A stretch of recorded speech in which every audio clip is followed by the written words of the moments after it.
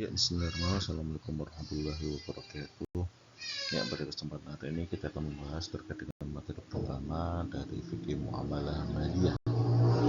Ya, pertama kita akan membahas terkait dengan definisi dari fikih muamalah maliyah. Mulai dari fikih, mawal fiqh. Apa itu fikih? Fikih secara bahasa artinya ada al-faham, mengetahui ataupun memahami. Sedangkan secara istilah, fikih adalah al-ilmu bil ahkam syariah al-amaliyah al-muktasab min adillati at-tafsiliyah. Ya, dari sini kita lihat bahwasanya fikih itu secara arti bahwasanya dikatakan al-ilm, yaitu ilmu bil ahkam syariah yang membahas terkait dengan ahkam syariah ataupun hukum-hukum syariah al-amaliyah yang bersifat amaliyah ataupun yang bersifat perbuatan ataupun yang bisa kita lakukan, yang bisa nampak dilakukan oleh seorang mukallaf. Makanya kajian fikih hanya terbatas pada al-ilmu bil ahkam syariah, ilmu yang membahas tentang hukum-hukum syariah al-amaliyah yang dilakukan oleh mukallaf al-muktasab min adillah tafsiliyah. Dan kita mengetahui hukumnya itu berasal dari mana? Dari al-adillat ya tafsiliyah, berdasarkan dari dalil-dalil yang terperinci baik dari Al-Quran ataupun hadis. Cara penjelasan di sini, ilmu fikih adalah cabang ilmu yang tentunya bersifat ilmiah logis, hukum pada akhirnya fikih termasuk ke dalam cabang ilmu hukum, dan syariat hukum yang menjadi wilayah kajian fikih adalah hukum syariat yang bersumber dari Allah, sehingga pembahasan fikih tidak bisa dikaitkan dengan hukum yang bukan bersumber dari Allah. Makanya harus ada sandaran hukumnya, yaitu berdasarkan Al-Quran dan juga hadis. Nah, yang tadi al-amaliyah yang termasuk dengan amaliyah ada terbatas pada hal-hal yang bersifat amaliyah badaniyah, bukan yang bersifat ruh, perasaan ataupun wilayah kejiwaan lainnya. Ada yang menjadi konsep ataupun objek kajian fikih adalah sesuatu hal yang nampak, suatu hal yang bisa kita lihat yang dilakukan oleh seorang mukallaf. Kita nggak bisa melihat misalkan niat mukallaf dalam hatinya atau perbuatan hati dari mukallaf, tapi yang kita lihat adalah yang nampaknya saja. Dalam hal ini ilmu fikih hanya membahas hukum yang bersifat fisik berupa perbuatan manusia secara fisik lahiriah. Tegasnya di sini fikih hanya melihat dari segi yang kelihatan saja, sedangkan di dalam hati atau dalam benak tidak termasuk dalam wilayah amaliyah. Nah, ini catatannya di sini. Oke, yang diambil dari dalil yang terperinci yaitu yang bersifat ijtihad ulama yang tadi berdasarkan dari Al-Quran dan hadis, yang juga kemudian turun-turunannya seperti ijma, qiyas dan lain sebagainya. Nah, ini definisi dari fikih. Berikutnya definisi dari muamalah. Al-muamalah itu secara bahasa berasal dari kata amala yu'amilu muamalatan, yang artinya ada apa? Saling bertindak, saling berbuat, saling mengamalkan. Sedangkan secara istilah ada perkembangan konsep pengertian ataupun definisi dari muamalah. Yang pertama, menurut Ibnu Abidin dari kalangan ulama mazhab Hanafi mengatakan fikih muamalah itu adalah hukum syariat yang mengatur hubungan sesama manusia di dunia, baik yang terkait dengan transaksi keuangan. Nah, kita lihat cakupannya: transaksi keuangan, perkawinan, perselisihan, titipan, dan warisan. Ketika pada zaman Ibnu Abidin, ketika disebut muamalah, nah ini cakupannya: transaksi keuangan, perkawinan, perselisihan, titipan, dan warisan. Namun, kemudian ada perkembangan berikutnya. Pada generasi berikutnya mendefinisikan muamalah adalah hukum syariat yang mengatur hubungan sesama manusia dalam hal keuangan dan hubungan keluarga. Yang tadi ada 5 pokok, kemudian menyusut pada masalah keuangan dan hubungan keluarga. Nah, sedangkan pada zaman era kita sekarang, ketika menyebut muamalah, maka di situ hanya terfokus pada yang namanya kajian masalah keuangan. Makanya dalam mata kuliah ini kita beri nama fikih muamalah al-maliyah untuk mempertegas bahwasanya menjadi pokok kajian kita selama 1 semester ke depan itu adalah terkait dengan masalah keuangan, transaksi keuangan yang melibatkan sesama manusia. Kita nggak membahas tentang hukum waris, kita nggak membahas tentang mahar dan lain terkait dengan hukum keluarga dan lain sebagainya. Yang fokus menjadi kita adalah transaksi keuangan. Berikutnya, nah, bisa berikan contoh transaksi keseharian menjadi pembahasan fikih muamalah. Bisa ya, ini ya kita contohnya jual beli, sewa menyewa, pinjam meminjam, akad kerjasama dan lain sebagainya. Nah, kita ngeliat kedua fikih muamalah di sini dari Al-Quran Sunnah, kita tahu bahasa Islam dibagi menjadi 3, ada akidah, ada syariah, ada akhlak. Nah, syariah di sini ini ada dua, ada muamalah, ada ibadah. Dan muamalah ini cakupannya banyak, ada siasa, ada munakahat, pernikahan, ada mawaris, hukum waris, jinayah, hukum. Yang menjadi materi kita adalah muamalah maliyah ataupun hukum bisnis saja. Ya, berikutnya, nah nanti materi kita secara umum ini sudah saya ringkas di sini. Bahwasanya nanti kita akan mengkaji dua hal. Pertama, pandangan Islam tentang muamalah. Yang kedua adalah terkait dengan karakteristik fikih muamalah. Kita lihat bahwasanya pandangan Islam tentang muamalah secara umum itu pertama, Islam tidak menciptakan suatu muamalah yang baru. Ya nanti kita akan tahu bahwasanya Islam itu hanya muamalah itu sudah ada pada saat Islam itu ada. Nah, nanti Islam kedudukannya imma membenarkan, bisa di Islam itu membenarkan karena sesuai dengan prinsip Islam, atau merevisi jika muamalah itu salah, namun bisa direvisi dan disesuaikan dengan prinsip Islam, ataupun melarang muamalah tersebut ketika tidak sesuai dengan prinsip Islam. Jadi fungsi Islam hanya membenarkan, melarang, ataupun merevisi. Nah, kita lihat detail di slide berikutnya. Nah, kita tahu bahwa Islam tidak menciptakan muamalah yang baru. Semua jenis muamalah yang ada di sini seperti muzara'ah, musaqah, mudharabah, salam roh dan lain sebagainya itu sudah ada. Sehingga ketika Nabi Rasulullah diutus, beliau hanya memberikan respon terhadap apa yang sudah dipraktekkan. Contoh yang mudharabah sudah ada pada zaman itu dan sudah menggunakan skema bagi hasil. Maka kemudian Al-Quran ataupun hadis ataupun Islam hanya menetapkan bahwa ini salah satu atau contoh akad yang dibolehkan, jadi dibenarkan oleh Islam. Yang kedua, contoh misalkan akad yang direvisi seperti contohnya akad salam. Salam itu sama dengan pre-order. Waktu itu sudah ada akad salam. Namun di situ tidak dijelaskan jumlahnya berapa, kapan diserahkan, cuma disebutkan hanya masalah harga saja. Contoh misalkan di sini yang sering terjadi salam di sini adalah terkait dengan hasil pertanian. Misalkan saya borong satu kebun kurma ini dengan harga katakanlah 10 juta. Pada saat waktu itu tidak disebutkan jumlah berapa kilonya atau berapa tonnya dan kapan diserahkan. Cuma hanya ada harga dan ada objek. Sehingga di sini bisa memicu terjadinya perselisihan di antara penjual dan pembeli. Sehingga kemudian Islam di dalam hadis disebutkan barang siapa ingin melakukan salam maka harus dilakukan dengan jelas. Jelasnya di sini di mana harganya jelas, barangnya jelas, kuantitasnya jelas, dan kapan diserahkan itu harus jelas. Dan selain itu ada juga yang ketiga, yaitu sesuatu akad yang memang sudah tidak bisa direvisi, tidak bisa dibenarkan.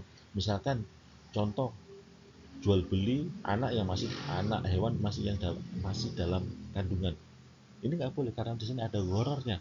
Kita belum tentu tahu anak dari hewan tadi itu lahirnya hidup, lahirnya selamat ataupun mati. Bahkan di Arab saking jahiliyahnya yang dijual itu bukan anak dalam kandungan, tetapi calon anak dari anak yang masih di dalam kandungan yang disebut dengan beul habalatil habalah. Nah, ini yang terkait dengan yang pandangan Islam terkait dengan fikih muamalah yang pertama. Yang kedua, Islam datang dengan kaidah umum, bukan aturan teknis dalam muamalah. Sehingga yang kalau kita dalam membahas masalah muamalah nanti yang kita akan temukan adalah prinsip-prinsip umum. Contohnya apa? Menghadirkan unsur rela sama rela dalam akad. Semua harus berbasis pada unsur ridho sama ridho. Bagaimana implementasinya? Bagaimana kita bisa melihat unsur ridho sama ridho? Yaitu yang disesuaikan dengan perkembangan zaman. Kalau dulu cara untuk menunjukkan unsur itu adalah dengan melalui ucapan. Iya saya jual, iya saya beli. Unsur itu pada saat itu. Tapi dengan perkembangan kita sekarang, ya, dengan contohnya bisa dijual beli online, ketika kita transfer kemudian kita klik beli dan kemudian kita transfer, ya sudah, berarti itu ada unsur itu kita untuk membeli barang tadi. Dan unsur itu dari penjual kapan? Ketika dia mengirim barang. Nah, ini prinsip umumnya ada. Nah, prinsip umum berikutnya ada yang terkait dengan kewajiban melaksanakan atau memenuhi isi akad. Ataupun ada larangan goror. Goror ketidakjelasan bentuknya banyak. Islam hanya melarang goror. Bentuk ketidakjelasan apa? Baik dari barang yang nggak jelas, alat tukarnya nggak jelas, ben, apa namanya, tempat pembayarannya nggak jelas ataupun kapan penyerahannya nggak jelas, maka termasuk dari unsur horor. Riba juga dilarang, maisir juga dilarang. Jadi prinsip-prinsip umum yang kalau kita simpulkan ada larangan terkait dengan memakan harta orang lain secara batil. Ini prinsip umumnya. Bentuknya disesuaikan dengan perkembangan zaman. Yang ketiga, praktek muamalah dalam Islam itu berlandaskan pada akidah dan akhlak. Bukan hanya aspek syariahnya saja, tapi juga dilandasi aspek akidah. Bahwasanya semua yang kita lakukan, semua yang kita transaksikan, nanti kita akan diminta pertanggungjawabannya oleh Allah. Dan akhlak kita dalam melakukan muamalah kita harus menjunjung tinggi akhlak. Bukan hanya masalah bisnis semata, bukan masalah keuntungan semesta, tapi kita juga harus menjaga etika kita dalam berusaha tadi. Sehingga di sini ada larangan berbuat curang, menipu, zalim. Kenapa? Tanpa akhlak seseorang hanya akan menguras keuntungan tanpa memperhatikan dampak dari cara bertransaksinya. Ketika orang mengabaikan unsur akidah dan akhlak, maka dia akan berjual beli, akan melakukan transaksi yang hanya motifnya keuntungan, terlepas dari transaksi itu merugikan orang lain ataupun tidak. Berikutnya, yang keempat ada Islam mengkaitkan praktik muamalah dengan tujuan syariat. Jadi yang kita tahu bahwasanya semua muamalah apapun itu namanya, kalau mungkin menurut Anda muamalah itu namanya agak ke arah-arahan, misalkan al-bai', murabaha, musyarakah, mudharabah, ijarah, salam, istisna dan sebagainya. Itu sebetulnya memiliki maslahat, memiliki manfaat. Sehingga muamalah ini kenapa kok banyak macamnya? Karena ada manfaat yang berbeda-beda dari akad tersebut, sehingga mengharuskan ada diversifikasi akad, ada pembagian jenis-jenis akad, bukan hanya akadnya cuma satu jual beli ataupun sewa-menyewa saja, tapi banyaknya akad ini, banyaknya istilah akad ini karena apa? Karena adanya manfaat dan juga maslahat dari masing-masing akad tersebut. Contoh, nah ini tugas pertama, silakan nanti dikerjakan di classroom ya. Apa manfaat dari transaksi jual beli? Apa manfaat dari transaksi sewa menyewa? Apa manfaat dari transaksi pinjam meminjam? Apa manfaat dari transaksi perwakilan ataupun wakalah? Dan apa manfaat dari kerjasama bisnis? Oke, itu ya tugas pertama. Berikutnya kita akan pindah terkait dengan karakteristik fikih muamalah. Di sini ada 4 karakteristik. Yang pertama adalah hukum asal muamalah adalah boleh. Al-aslu fil muamalah al-ibahah illa an yadulla dalilun ala tahrimiyah. Bahwasanya hukum asal dalam muamalah itu adalah boleh, kecuali dalam muamalah tersebut, dalam transaksi tersebut mengandung unsur yang dilarang. Sehingga kita lihat catatannya di sini ya. Jika catatan di sini, nah, jika ada masalah kontemporer dalam muamalah, pertanyaan yang seharusnya disampaikan adalah adakah dalil yang melarang? Jika tidak ada, maka hukumnya boleh. Kenapa? Karena hukum asal dari muamalah itu boleh. Ini berdasarkan pada ayat Al-Quran di surah Yunus ayat 9. Qul ara'aytum ma anzalallahu lakum min rizqin faja'altum minhu haraman wa halalan. Qul Allahu adzina lakum am 'alallahi taftarun. Yang artinya terkanlah kepada tentang rezeki yang diturunkan oleh Allah kepadamu, lalu kamu jadikan sebagainya haram dan sebagainya halal. Katakanlah, apakah Allah telah memberikan izin kepadamu atau kamu mengadakan sajatan terhadap Allah. Jadi prinsip dalam muamalah, hukum asalnya adalah boleh ketika kita tidak menemukan unsur-unsur yang dilarang dalam transaksi bisnis tersebut. Jual beli online, hukumnya apa? Boleh.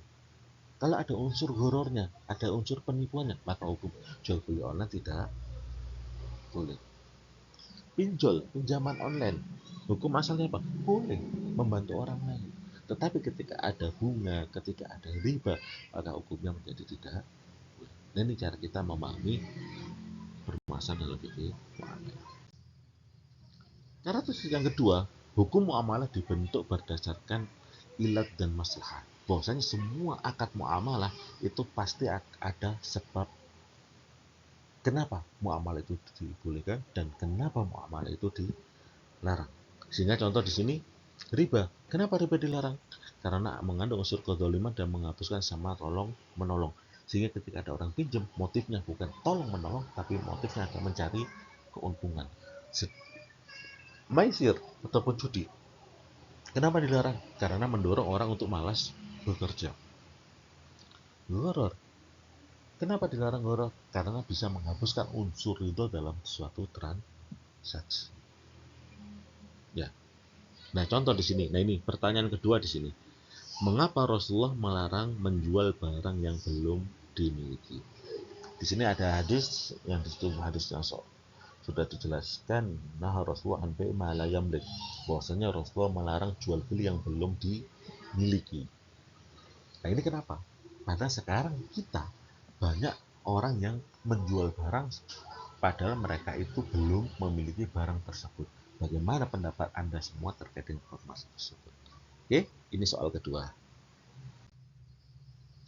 Yang ketiga, karakteristik fikih muamalah adalah hukum muamalah sebagian besar berdasarkan pada uruf dan adat. Kita tahu bahwasanya muamalah dalam penetapan hukum muamalah itu berdasarkan pada kebiasaan dan juga adat yang berlaku di suatu tempat dan pada masyarakat tertentu.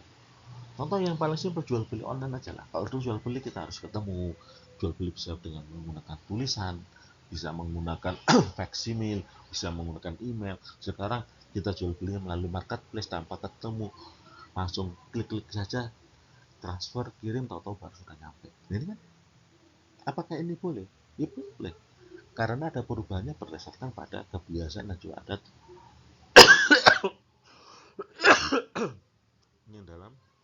yang terjadi dalam masyarakat.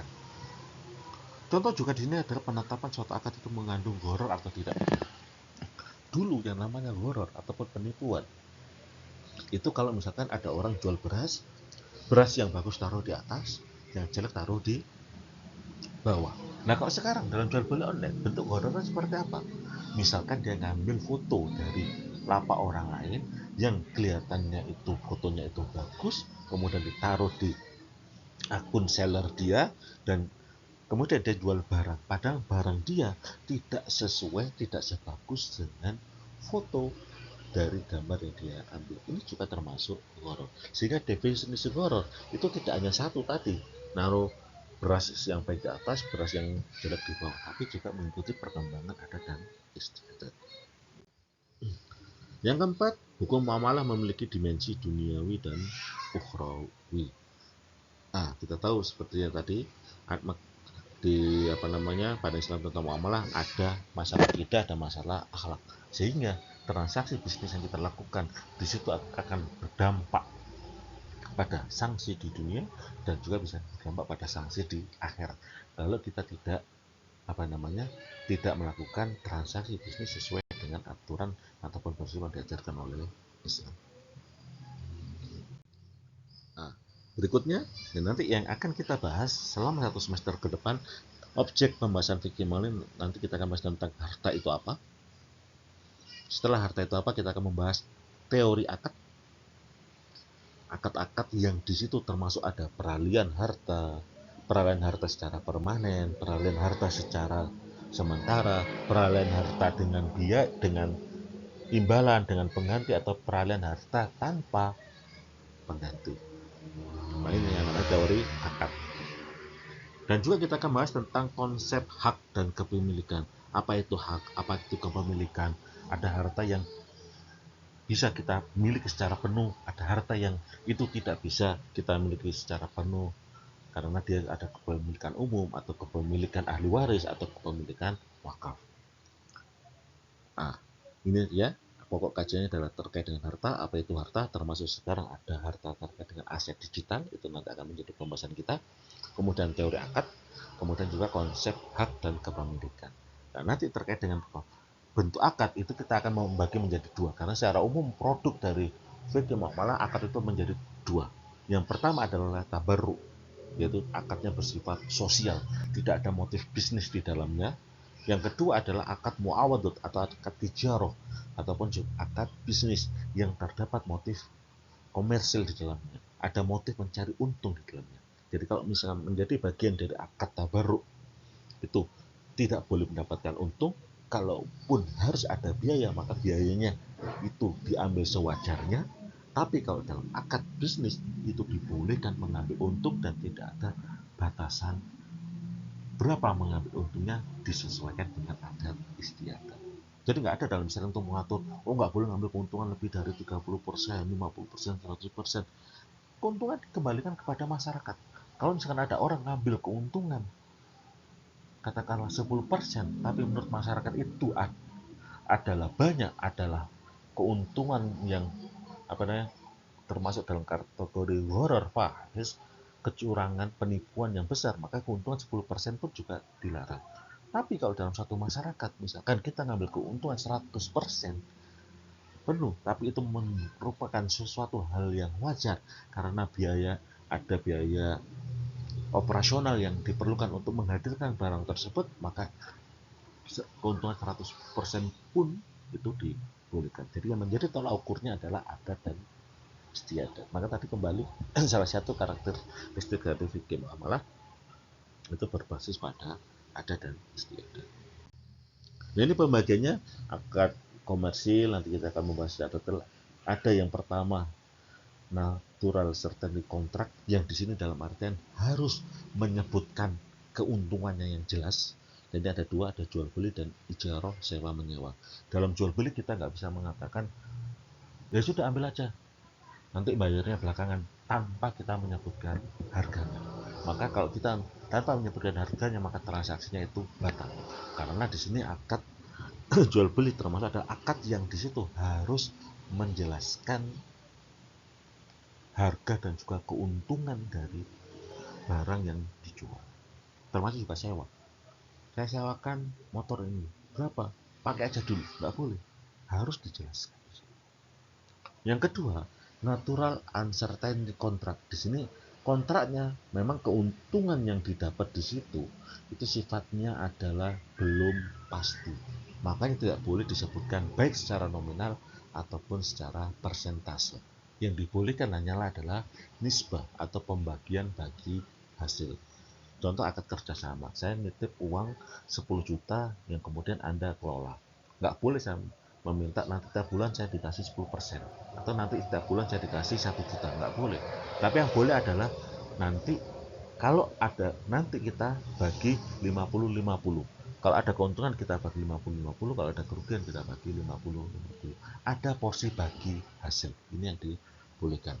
Maka cirinya di sini adalah akad komersil ada kemungkinan untung rugi, setiap pihak punya kepentingan, ya kan? Jual beli punya kepentingan kan? Penjual ingin dapat untung, pembeli ingin dapat barang. Bersifat mengikat dan goror dapat merusak akad. Ketidakjelasan dalam akad jual beli dan juga dalam akad kerjasama itu tidak dibolehkan. Misalkan kita kerjasama, saya ngasih uang 10 juta, kemudian Anda kelola, kemudian nggak disebutkan bagi hasilnya berapa, maka di sini akad tersebut hukumnya batal. Ya, karena tidak disebutkan nisbah bagi hasilnya. Yang berikutnya akad sosial, yang di situ tidak ada motif bisnisnya.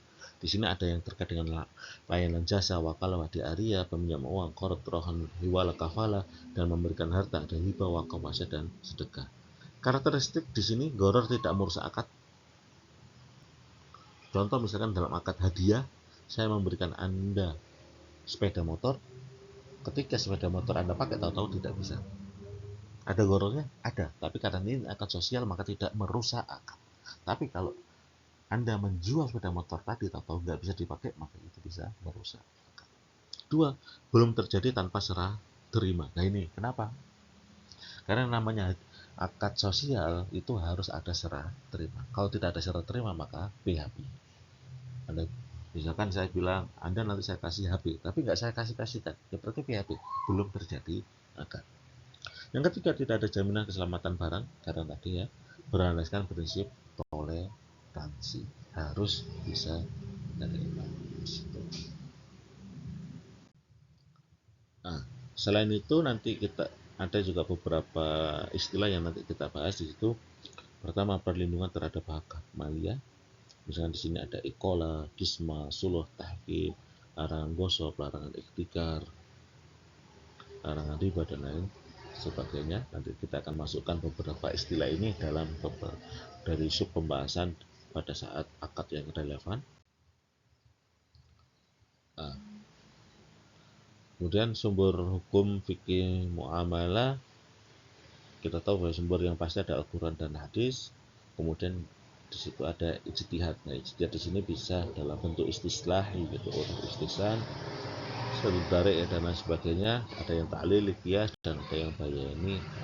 Sehingga secara umum ketika kita mengatakan kenapa muamalah ini boleh atau enggak boleh, maka harus ada dalilnya. Oke, demikian setanya materi yang bisa saya sampaikan. Nanti juga akan saya share judul dari tugas kelompok, nanti akan saya kasih sesuai dengan nama kelompoknya terkait dengan judul tugas permasalahan kontemporer dan juga tugas pembuatan video literasi. Demikian kurang lebih saya mohon. Assalamualaikum warahmatullahi wabarakatuh.